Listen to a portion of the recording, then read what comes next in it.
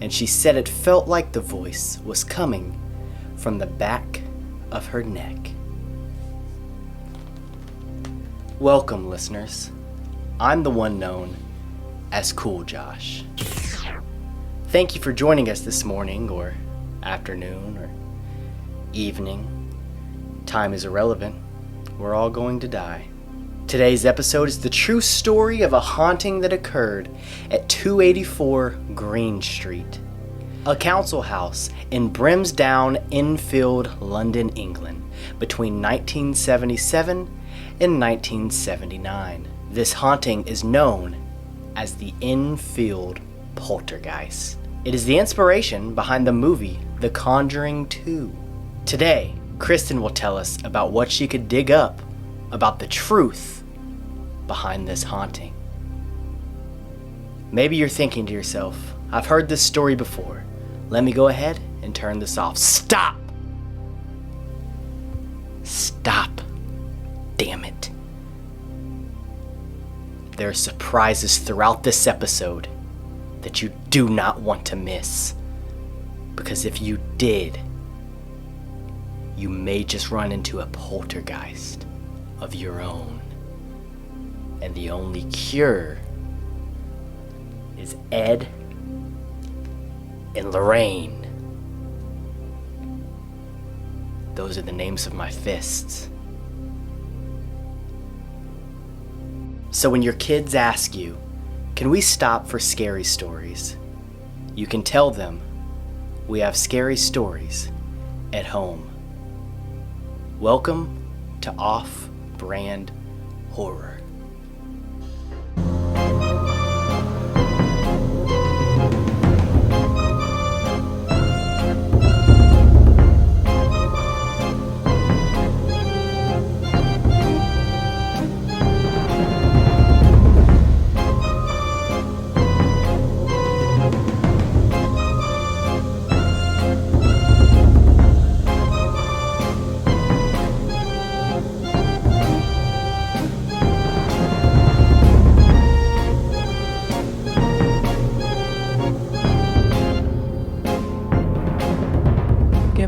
Good afternoon or good evening. You are listening to Off-Brand Horror. I'm Kristin. And I'm Josh.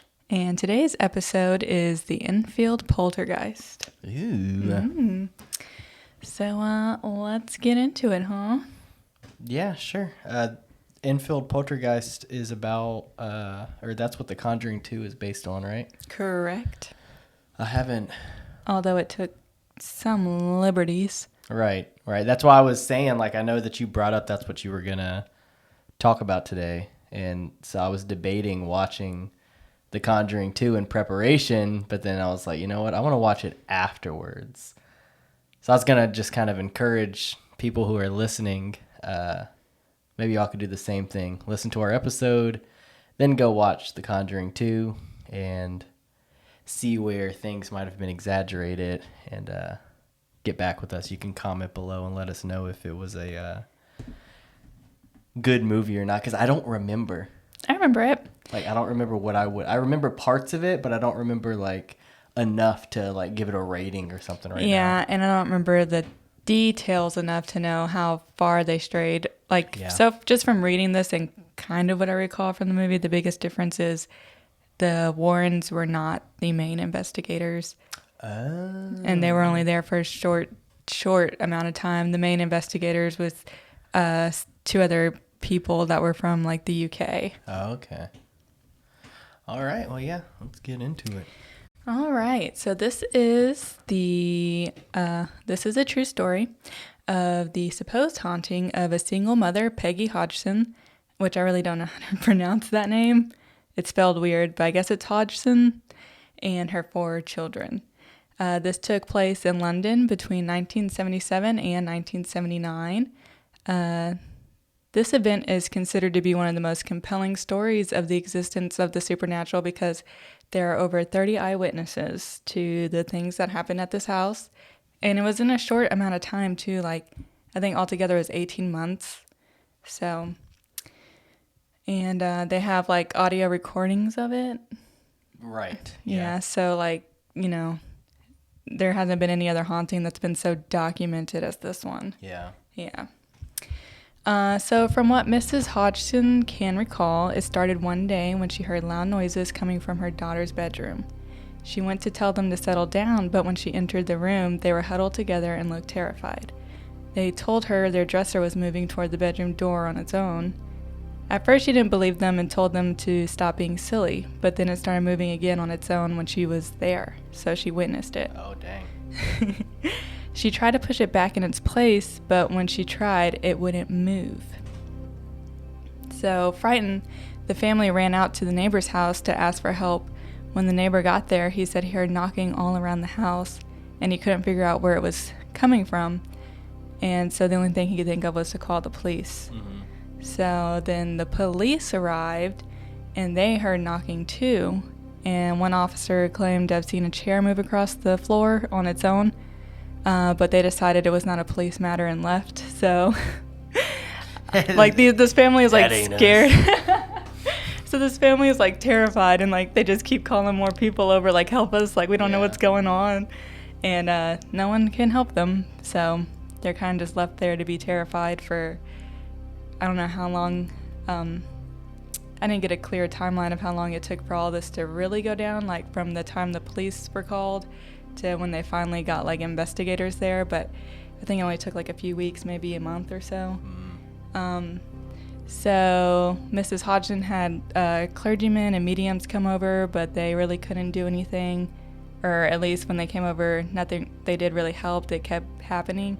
So then they called the news, or, like, the Daily Mirror, which is a popular news publication in the UK, to investigate, which seems kind of strange, like, to ask, like, a regular news source to come investigate your paranormal experience. Yeah, well, maybe they just wanted to get it out there, like, and other people would see it. Which I'm pretty sure that's what it was. Like, you know, they're trying to get help, no one can help. We're like, well, let's just, you know, put it see what happens if we let other people, like, as many people know as they can or whatever. Yeah.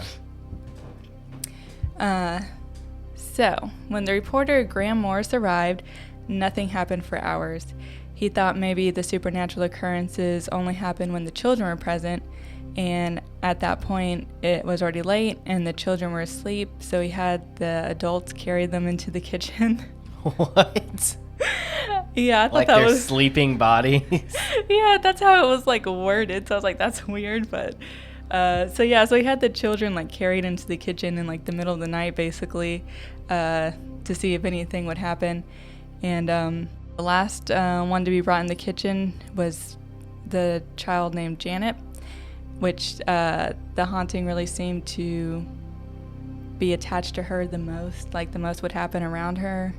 And so she was the last one brought in, and at that point, the reporter claimed that objects started flying around the kitchen, and then, like, a Lego brick ended up hitting him in the head. Oh, dang.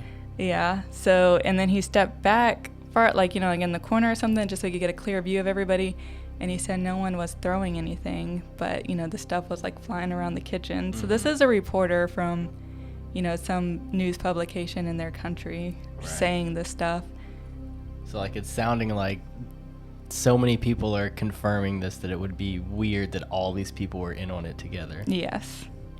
So far we got the neighbors, two police officers, and then this news publication all saying, yeah, something's up. Yeah. Graham also describes a sequence of photos that he took at the time of Janet levitating. Although he wasn't actually present in the room with the camera, in the photo, Janet looks to have come up from the prone position, flying across the room, and she's in midair. Okay, so he probably put this camera on, like, a tripod or something, because it says he wasn't in the room. Yeah. So he put, like, a timer on, or it says, how's it worded? A sequence of photos, so it's probably like a shutter, like, when he was out of the room. But I know about that picture, because I've seen that picture. Yeah, I saw the picture too. And it looks like she's just jumping. Yeah, that's what I from thought. the bed. I was like, and oh, she's just jumping. The little bit that I have looked into on this case is that, like, they say that the girls, I think, even admitted, if I'm not mistaken, that they did fake some stuff just because they said people weren't believing them, And because everyone wanted like this hard evidence, and then also they're just little kids, so they were just like, it'll be kind of funny if we, this is going to be on the news. What if I levitate? Yeah, and I was going to bring that up near the end that, they did admit to faking a few things, but they said most of it, like the majority of it was real. Yeah. And they only faked a few things to kind of mess with one of the investigators to see if he could catch them or not. Yeah. And she said that he caught them every time they were faking it. So it was like everything else was real. But, so yeah. So we got supposedly so far like knocking around the house, things flying around that, no one's touched. And apparently Janet is levitating. Maybe. But yeah, and like I said, she was the mother was a single mom of 4 kids. The majority of the hauntings were like strongest around Janet and then Margaret, and then she also had 2 sons. Only one lived with them full time though, and it really doesn't say anything really was happening around him. So it's mostly just these 2 girls that experienced it, and Yeah. So. At this point, the Society for Psychical Research was called in, and for the next 13 months, Maurice Grosse and Guy Lyon Playfair made observations and kept detailed records of the paranormal phenomena. They recorded over 2,000 unexplained events, such as furniture turning over, fires igniting, unexplained voices, doors opening and closing on their own, objects thrown across rooms with no source, and levitation. So, yeah, I guess, like, the whole time they were there for 13 months, which is a long time to have, like, these people in your house. I don't think they were, like, staying the night or anything, but they would, like, come over often. Right, yeah. And they would document every weird thing that happened. Yeah. During this time of investigation, the poltergeist started speaking through Janet, claiming to be a former resident of the home. And this made me think... This is kind of like the storyline to Beetlejuice. Like, if it's a former resident of the home. Right. So it's like he's trying to, like, scare them out like they were in Beetlejuice. Dale! Yeah, because, like, they were also, like, projecting, like, their voices into, like, the people living there. Look on that. Drink their rum. So, a gruff, manly voice began to be heard when Janet was present in the room, seeming to be coming from behind her head, and she said it felt like the voice was coming from the back of her neck. Like, I guess what she was saying was she could, like, feel, like, the vibrations. Oh, God, that's creepy. And, like, anytime they did hear this manly voice, it was when she was in the room, and it always sounded like it was coming from near her. Which is creepy. What's the olive on her for? The voice identified itself as a former resident of the house, Bill Wilkins, who had died at the age of 72. He was questioned by Richard Grosse, the man of Maurice Grosse, which was the main paranormal investigator in their house, and he asked if he remembered how he died. And the voice said, "I had a hemorrhage and I fell asleep, and I died in a chair in the corner downstairs." The voice also said, "I'm invisible because I'm a GHOST." So he spelled out ghost, apparently. Sounds kind of like he's a smart ass. Like, but imagine, like, hearing that in, like, a gravelly, like, deep voice, but coming from a child that's not moving their mouth. Yeah. I'm a GHOST.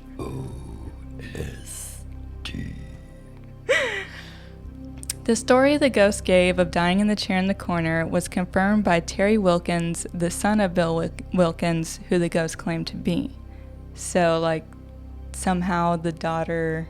Well, I guess it's not the daughter, but it'd be weird for the daughter to know this and then to say it like that.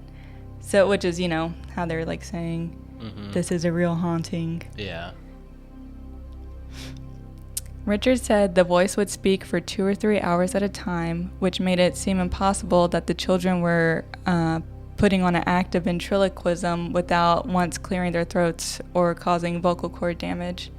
So, mostly it was Janet But after a while, apparently it started projecting its voice near Margaret as well. So, like, both of the girls were doing this. Yeah, this weird voice. Yeah.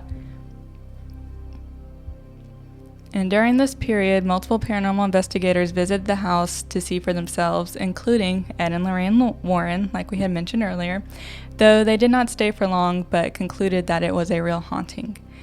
Many people doubt this was a legitimate haunting and claim the kids were pulling an elaborate hoax or that the mother put them up to it to try to get a better public housing, because this house they were living in was, like public housing. They were poor. Mm-hmm. Margaret and Janet even admitted that there were a handful of times they were behind the occurrences, but that most of them were real and the house was truly haunted. As an adult, Janet was interviewed about her time in the haunted house, stating, "I was used and abused. There was levitation, there was the voices, and then there was the curtain that wrapped itself around my neck, which was quite life-threatening for me, and it brought it home to me, this could kill you." So, like, one of the incidents that happened to her as a child was, like, she was, like, laying on her bed, and the curtain on the window, like, wrapped itself around her neck and started choking her. Now, that reminds me of something else. What? Remember whenever I lived with Albert? Yes. I was, around 16 or 17, living with a friend of mine. And, don't ask why I was living with. Just one day we decided I was going to move in without, like, either sets of our parents, like, really, like, wait, what's happening? And then we pulled it off for a good month or two before they were like, all right, let's call this off. But during that time, and Albert was very into, like, the horror type of stuff and, like, looking into, like, Satanism and stuff like that. So he was really interested in stuff like that. Still is. But during that time, it was more troublesome, I guess, for, like, adults because they, you're worried for your kids. Like, are you into this? Is this just a phase? Yes, it's just a phase. Are you possessed, or is this? They don't realize it's just I like creepy stuff and it's fun to look at. But so we used to always say that, like, his room was haunted and had demons and stuff in it. And then this one night, I was sleeping and I woke up and his phone charger was wrapped around my throat. And I was just like, I pulled it off of me. Oh my God. And I'm sure it's because he freaking had his charger plugged into the bed and then he laid on this side of the bed. Yes, we slept in the same bed. But it was plugged into the wall. But it's plugged into the so it. You said plugged into the bed. I'm sorry. I thought I said into the wall. Nice. No, it's plugged into the wall on the other side of the bed, so the charger went across my body, and I guess he fell asleep, like, on his phone, and so it stayed, like, across me, and I rolled over a couple times. But what everyone else said was that it was a demon trying to kill me in that room. So that's what that reminded me of. The curtain wrapped around her throat. So not a lot happened after that, like, year and a half of them being investigated. It kind of just tapered off and then stopped. But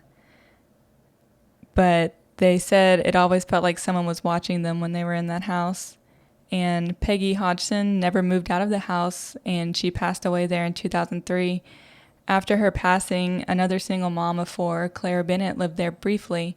She said she never saw anything but was uncomfortable. There was definitely a presence. She always felt like there was something looking at her. Her sons would sometimes wake up in the middle of the night hearing voices downstairs.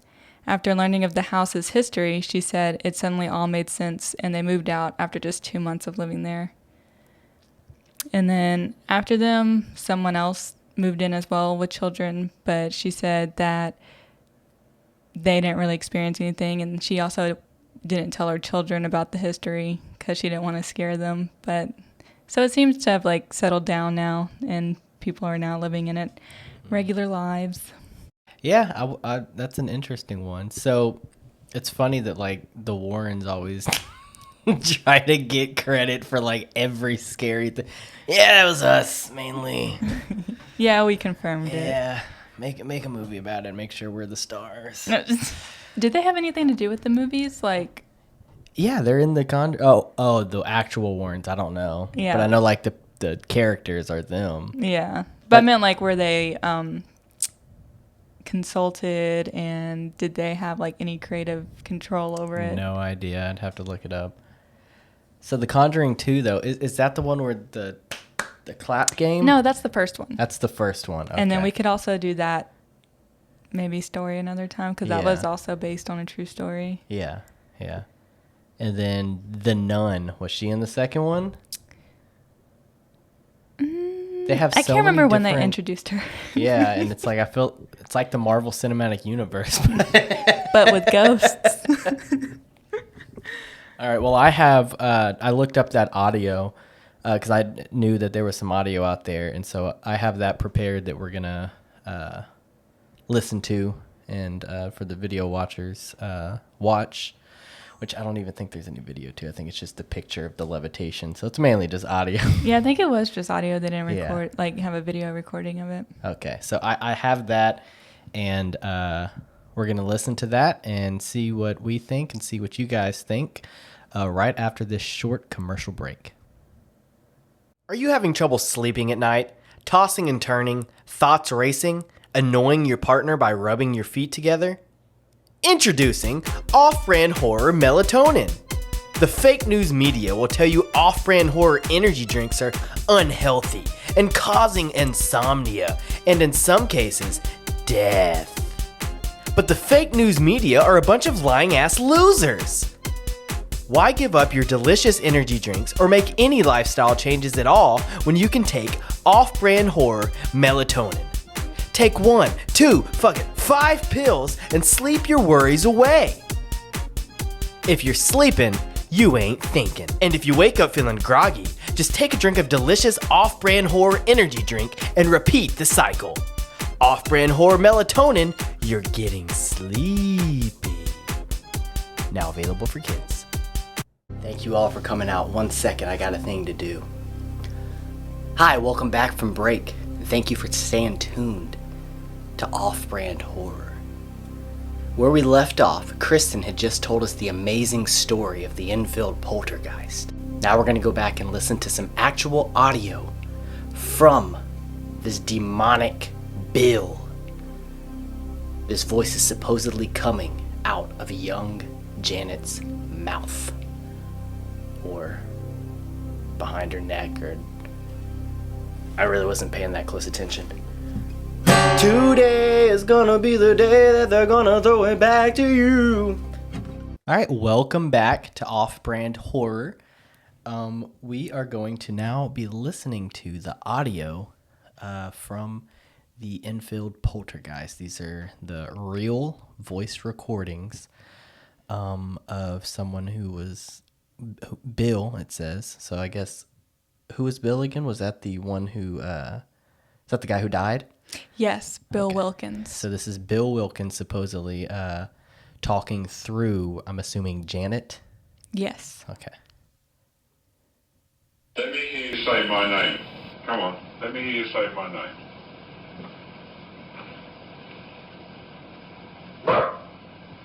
That's not my name. Sound like a dog barking. Yeah.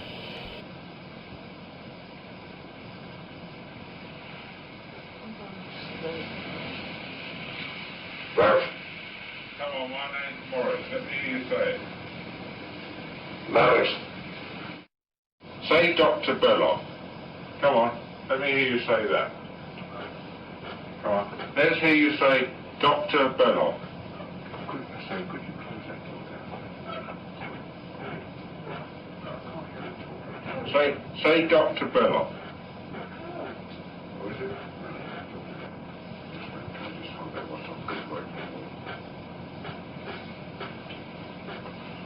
Now, if you squeak the bed, I can't hear you talking. Now, say Dr. Belloc. Come on. Come on, say it for me, Dr. Belloc. Dr. Belloc. Right, that's good. Come on. Shut up your door. I'm 72 years old. I come from Jewel Park, graveyard.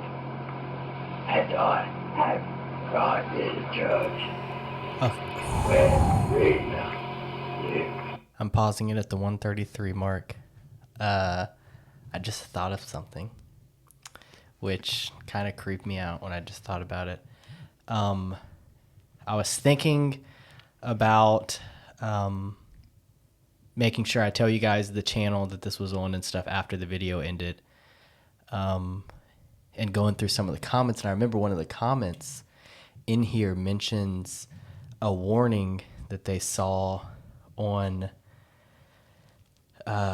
some article that shared this. So this is posted by a user called Watermelon. And Oh, I love these usernames. I know. And he says, I came from another voice recording, and in the description it says, warning, the Warren family suggests that listening to this audio of this nature can be very dangerous. Envision yourself in a white glowing halo light. It will protect you. I later go down in the comments, and people who didn't read the description beforehand tended to have migraines and headaches, nausea, and unusual things happen around their house afterwards. Please be safe. And I bring that up because I listened to this earlier to make sure it would work for this episode and forgot about it. But right before we started recording, what did I tell you? Like, my head has been hurting. I took some ibuprofen, and then I started feeling nauseous even. And I was like, oh, man, I hope I don't have COVID. No, it's worse. You're being haunted. Yeah. Oh, God. So I just thought about that as we were watching, and it creeped me out. So I just wanted to pause and talk about that real quick. Great. But, all right, hopping back in the minute and 33-second mark. Hi. All my friends come from there as well. And we all like okay and go to the pub. And then we pick your house. Because I used to live here. And I will tell you some more. And if you don't get anyone else, just let me throw and Mr. Blair. Makes me want to clear my throat. I want you to tell me whether you remember what happened to you when you died. Just before you died and just after you died.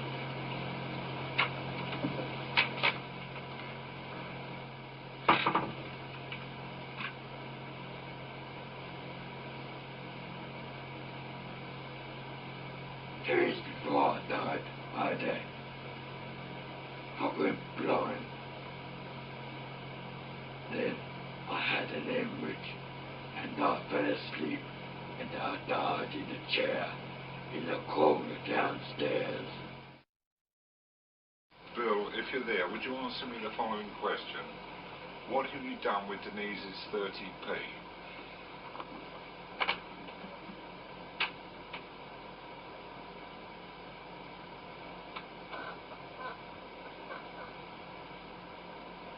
Headed down to the radio downstairs. Sorry, Bill, can you say that again, please?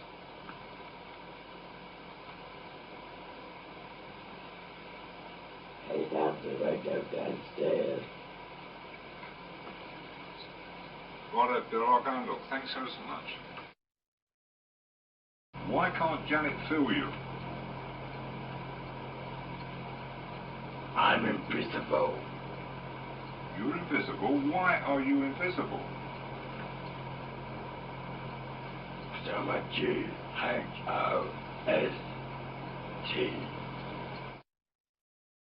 Did any friends go with you? Yes, all of them. All the dogs, 68 dogs. So what have you got 68 dogs for? So that they can protect me from you killing me. They can bite your head off. How can we kill you, Bill? You can shoot me off. Now how can we shoot you if we can't see you, Bill?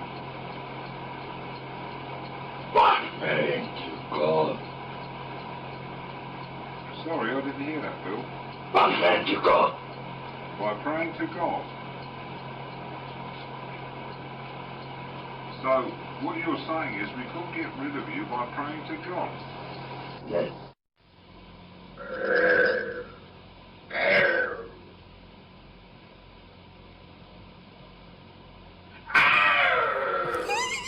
Sorry.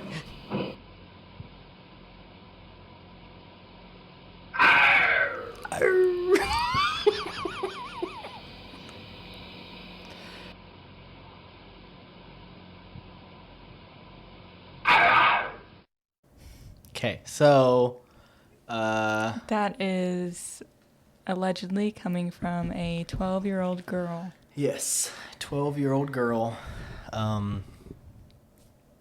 Yeah, see what I mean about the smart aleck aspect.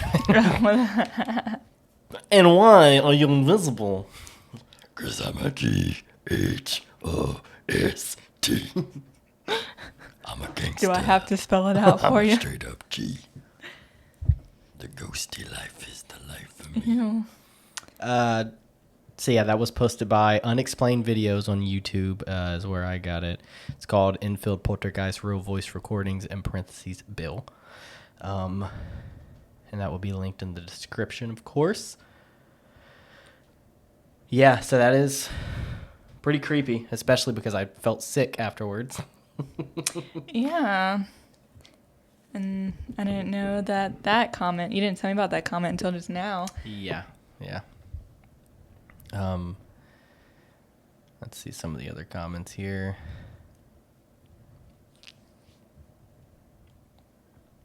This one says the audio recording where Bill talks about recruiting other spirits from the local cemetery to help him remove the family from their home.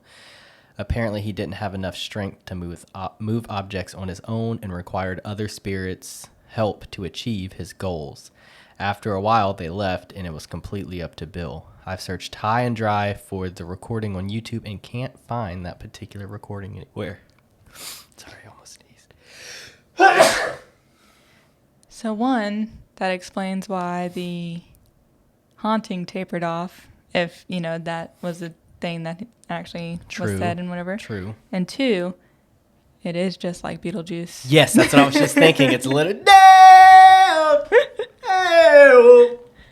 This person says, after watching several documentaries about this, I have actually come to sympathize with this Bill. He is recorded saying that he came back to visit his family one more time, but they were gone. This poltergeist isn't here to hurt the Enfields, but is merely upset and frustrated, feeling that his family has moved on and forgotten about him. I think if Maurice had drafted in Bill's son, then this whole thing could have ended much sooner than the 14 months.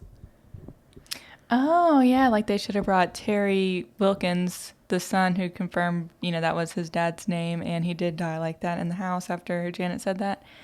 Yeah, I didn't see anything about them bringing Terry to the house. I wonder if they asked him and he refused.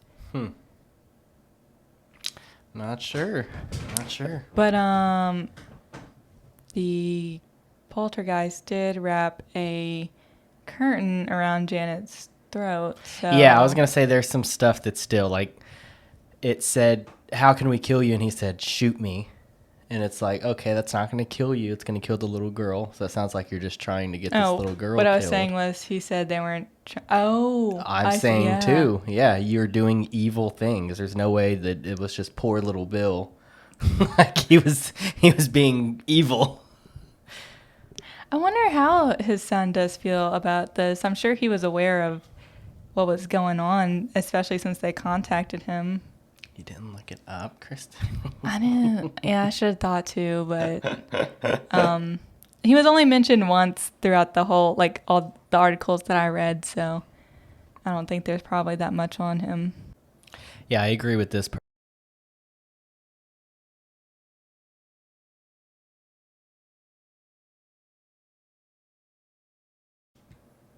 All right, guys. So as we were in the middle of talking, the Zoom audio interface that we have here died. In case you don't know, these can run off of AA batteries, so you don't have to plug anything in, or also you can plug it into like the wall or like an external battery like I have here.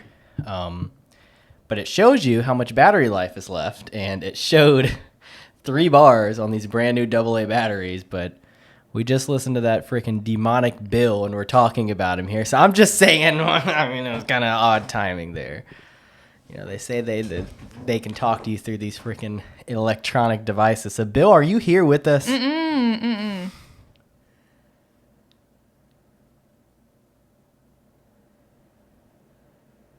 All right, I don't hear anything, but hopefully it didn't delete because the whole thing shut off. So I'm hoping we don't have to redo the entire episode and that I'll just have to splice these 2 audios together. I'm going to pretend and pray that that is the case, and I'm going to continue. Thankfully, we were at least at the end of this. Yeah, that was interesting. What I was saying before it cut off, I agree with this person. Can we have subtitles so we can understand everything he's actually saying? Yeah, because Yeah, I only caught a few words. Yeah. I couldn't tell what he was saying throughout the whole. If you hadn't pointed out some of the things that he said, like in the thing before, I probably wouldn't have noticed it. Like when you said like some of the stuff like the GHOST and all that, it's like, okay, I can hear that now. All right, well, yeah, there's plenty of interesting comments here, but since we don't know, I don't want to go too much further into that, but I think now would be a good time to go to our in-studio weather update from Mrs. Krystal Weathers. Krystal, thank you for standing by. Take it away. Thank you, Josh. This week is going to be a hot one. Each day hotter than the next. Don't go outside. I repeat, do not go outside. Direct exposure to this heat wave will cause third-degree burns after just 10 minutes in the outdoor sunlight. Any longer than that, well, I think you understand. Stay indoors and pray that your AC doesn't go out. No one is coming to help you. Good luck. Back to y'all.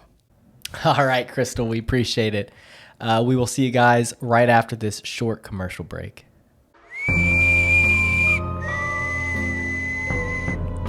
Have you heard this whistle? If so, you may be the target of a demonic creature known as the Whistler. Some have claimed he's a harbinger of death. Some have claimed he will kill you himself. If you've heard this whistle,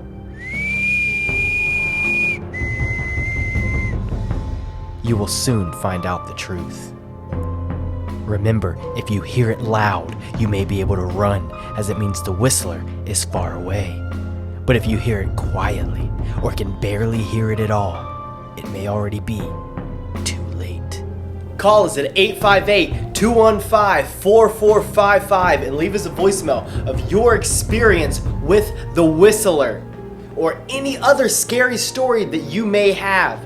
We will listen to it, research it, and reveal what we find on Off-Brand Horror.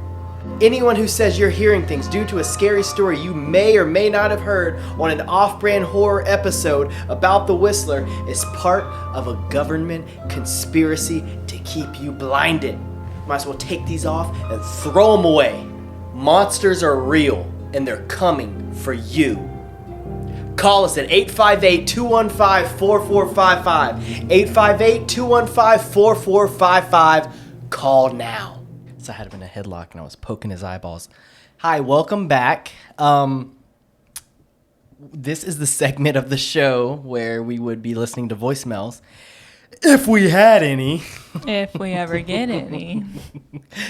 Go ahead and give us a call, 858-215-4455. Tell us your scary stories, anything that's happened to you, stuff that you would want us to look into even. Or just something that really creeped you out, whether, it's a fake story or something you've heard from a friend. Yeah. Tell us some spooks. We will play the voicemail.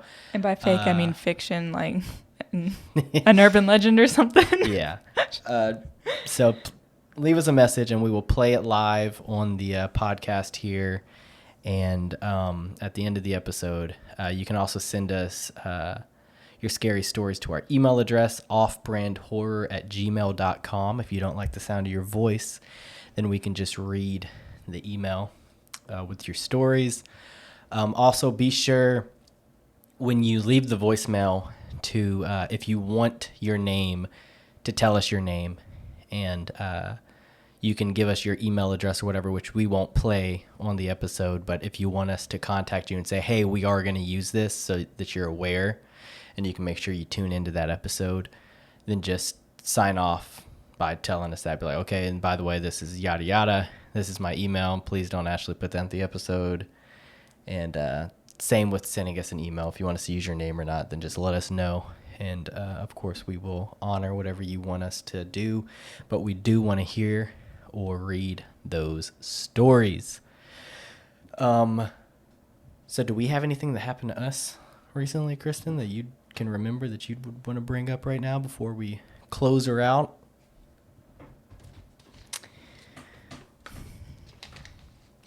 I know there was something that happened pretty recently. I can't remember when. That was kind of weird. And you had walked out of the house here. Oh, yeah. And when you walked back, the door was locked. And so you called me. I was in the bedroom. Was this in the morning? I was sleeping? Yes, it was in the morning. I had to leave to go somewhere. I think it was like 7:50, around 7:50 in the morning. And I walked out of the house and I forgot something inside the house. What was I doing? Or was I going to the laundry room? You were doing... Yeah, no, you weren't leaving because you didn't have a key. Yet. So you were going to the laundry room probably. Okay. But you Okay, walked so we were going to out. leave that day. So I went to the laundry room probably to check on our towels or whatever because we had watched something for the trip. You were still sleeping. I went outside to go check on something. And then I came back to go get my keys to leave. And the door was locked. And so I started like banging on. Did I call you or did I bang on the door? I was sleeping. You bang. I think you knocked, and then you also called, or you knocked and you sent me a text, and I looked, and you were like, "I locked myself out," and so Yeah, I think I texted you because in case you thought I left already, I didn't want you to think I was like some random person banging on the door. Yeah. And then you not come and help me right away. But you thought when you left that because when we leave, we lock the doorknob. If you're like, oh, I'm running to the store, you lock the doorknob as you're walking out. And you were under the impression like, oh, oops, I locked the doorknob behind me when I was going to the laundry room. So you weren't thinking anything of it. Yeah. I got up and went to the door, and the door was dead bolted. Which you can only lock with a key. Right. So that was the way. I opened the door and I was like, what are you doing? And you were like, oh, I accidentally locked the door behind me. And I go, what do you mean you accidentally? And I was like, just unlock it. And you were like, I don't have a key, Josh. And I was like, then how'd you deadbolt it? And you're like, wait, it was deadbolted? I was like, yes. And then I was spooked. And then I had to leave you. Yeah. So and that was all like after we'd already like had some other weird stuff. Like we felt like stuff was moving around or something, like being in spots we didn't remember putting it. And stuff like that. I remember something built up. So this was That's way a month earlier. ago. This is about a month ago. So our memories aren't exactly refreshed, but we didn't have a podcast at that time, so we couldn't tell that story until now. But yeah, so that was something spooky that happened to us recently. There are some other things, but let's just stick to one thing per epi. And then hopefully along with our creepy updates, we will also do some creepy updates from you guys, so make sure you give us a call, send us an email, and that should about wrap it up. We appreciate you listening, and we will catch you next week on Off-Brand Horror. Bye. One glass neat, please. Thank you. Here we are at the end of another fantastic episode of Off-Brand Horror. We sure do appreciate you sticking around and listening through the entire thing and sharing it with your friends. We hope that you would subscribe to our channel, or on Spotify or Apple Podcast or wherever you're listening to this, follow us there. Follow all of our social media accounts. Share this video, this podcast. this, whatever the hell you want to call it, this thing, go ahead and do the thing that you know you should do. That was me waiting. Cool. Now that you've done that for us, and you've boosted us into the atmosphere. The algorithm? I don't know how these things work. Share us. I've got the lights on because I was scared. Had to flip them back on. Next week we're going to be back with another fantastic episode for you. And we hope that we see you right here on Off Brand Horror. Good night, everyone. Sleep tight.